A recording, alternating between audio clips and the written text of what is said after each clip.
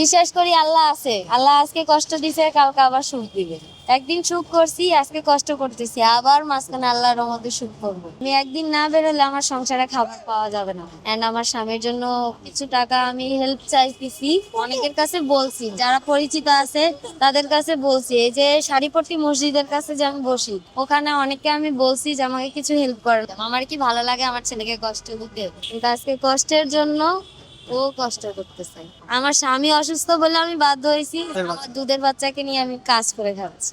আমার দুইটা ছেলে আছে, আমার সংসার চালাতে হবে, আমার আর কেউ নাই। বাবা মা আছে, তারাও গরিব, তাও যা করে আমার জন্য অনেক। পোলাপান না খাওয়া থাকলে কষ্ট দেখলে, পোলাপানের কষ্টে এমনিই মানুষ বের হয়ে যায়।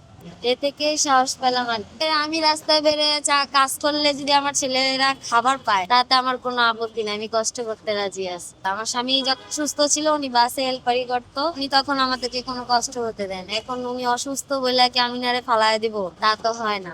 আমি না বেরোতে অনেক কষ্ট গেছে, তাও আমার বাবা মা যতটুকু পারছে ওনারা সাহায্য করছে, আমার এখনো করে। আমার বড় ছেলেকে আমার আম্মুর কাছে রেখে আসি, নাহলে দেখাশোনা করে ওকে। আমার বড় ছেলে 2 বছরের, কেবল হাঁটা শিখছে, হালকা পাতলা কথা বলতে পারে। আমি সকাল 9টার মধ্যে বেরোই, আমার ঘরের সব কাম কাজ সেরে তারপর আমি বেরোই। বাসায় যাই রাত 9টা 10টা। মসজিদের সামনে বসি তো, অনেকে খাবার কিছু জন আছে পরিচিত, ওনারা প্যাকেট দিয়ে তাই খাবার খাই দিনের বেলা। ও তো কারো কাছে থাকতে পারে না, দুধের বাচ্চা কারো কাছে থাকে, কারো কাছেই থাকতে চায় না। এমনকি আমার আম্মুর কাছেও থাকে, বিদায় ওরে নিয়েই বেরোই, না হলে তো ওকে রাইখাই বেরোতো। বড়টায় যখন রাইখা বেরোয়, ওরাও তো রাইখা বেরোয়, রাস্তায় কাজ করে খাচ্ছে। আমার আশা এতটুকুই যে আমার স্বামীকে যেন আমি তাড়াতাড়ি সুস্থ করে তুলতে পারি। আগে অনেক সুখী পরিবার ছিল, লবণ ভাত খাইতাম কিন্তু বাসায় থাকতাম, ছেলে দুটার কোনো কষ্ট হতো না।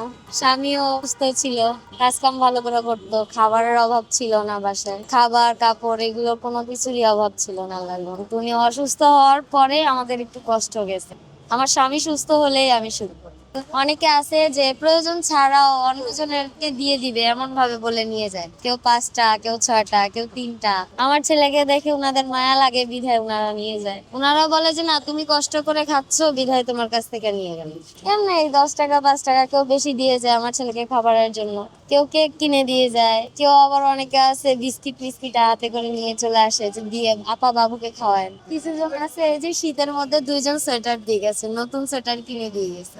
অনেক শীত ছিল যখন, এই যে কয়দিন আগে যে শীত গেছে, আমি তখনও ওকে নিয়ে সকালে বেরোইছি আর রাত্রে গেছি। ওকে মোটা কাপড় 3টা 4টা পরায় নিয়ে আসছি, কি করব, কিচ্ছু করার নাই, আমাকে আসতেই হবে। আর আমার স্বামী অসুস্থ, তো ওনারা আমার কাছে থেকে সময় নিয়ে গেছে, সপ্তাহখানিক মধ্যে আমাকে কিছু টাকা দিবে, যাতে আমার হেল্প হবে যে আমি আমার স্বামীর অপারেশনটা করাতে পারবো।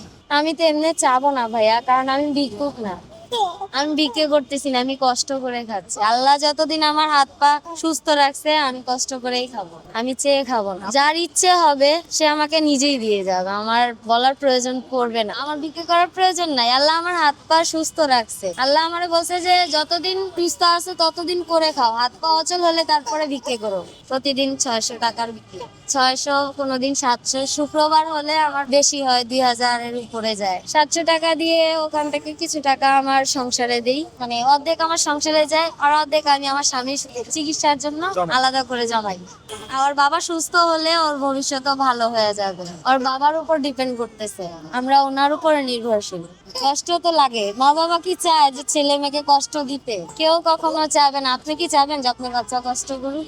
বলে কষ্ট হলেও না খেয়ে থাকবে, বাসায় থাকুক, আমার অপারেশনের দরকার নাই। কিন্তু আমরা তো জানি না প্রয়োজন আছে, উনি কষ্টতে আছে, উনি অনেক কষ্ট পায়, ব্যথা হলেও আমাদেরকে বলে না যে ওনার ব্যথা করতেছে, থাক খাও খাও খাও। আমরা আপনজনকে কষ্ট দিতে চাই না বিধায় নিজের কষ্ট উল্টায় রাখি। স্বামীকে ছেড়ে যাবো কেন? স্বামীকে আমাকে, আমার কষ্টের সময় কি স্বামী আমার ছেড়ে চলে গেছিল? এখন উনার কষ্টে আমি উনাকে ছেড়ে চলে যাবো কেন? যারা সেটা বোঝে না তারাই চলে যায়। আর আমরা জানি যে বিয়ে জীবনে একবারই হয়, স্বামী ভালো হোক খারাপ হোক স্বামীকে নিয়ে সংসার করতে হয়। টুপি একটু প্রতিদিনই যাই হয়, 200-300 বিক্রি হলেও প্রতিদিন হয়। এটা এমন একটা জিনিস, আল্লাহর এমন একটা নিয়ামত যে একজনের না একজনের প্রয়োজন আছে। প্রয়োজন ছাড়াও মানুষ অনেকে দান করার জন্য নিয়ে নেয়। আমি খুঁটি বিক্রি করে আমার স্বামীর অপারেশন করাবো। আমি কারো কাছে হাত পাততে যাব না। যারে ভালো লাগবে সে এমনি দিলে দিবে, না দিলে নেই। আমার কাছে, আমি কারো কাছে চাবো না। দিন শেষে বাসায় গেলে আমার বড় ছেলে অনেক খুশি হয়, আম্মু বলে জড়ায় ধরে। আবার অনেক সময় ওর আব্বু কান্না করে যে তুমি কাজ করতেছো। ছেলের জন্য হয়তো বিস্কিট, নালে কেক, নাহলে চিপস, ও তো মজা খায়, এই জন্য মজা কিনে নিয়ে যায়। আমি সকালে ওকে বলে বেরোই, যাবো আম্মু কাজে যাই, তুমি ভালোভাবে থাকো, আম্মু তাড়াতাড়ি চলে আস। এতটুকুই বলে, আর কিচ্ছু বলে না। কান্নাও করে না। আজকে না হোক 2 মাস পর, হয়তো বেশি হইলেও 5 মাস, এর বেশি তো আর যাবে না। আল্লাহ আমার কষ্ট এর বেশি রাখবেও না ইনশাআল্লাহ। আমি চেষ্টা করছি, আল্লাহ আমার ফল দিবেই। এক হিসাবে আমার জন্য যুদ্ধই, আমি এখন যুদ্ধ করেই যাচ্ছি।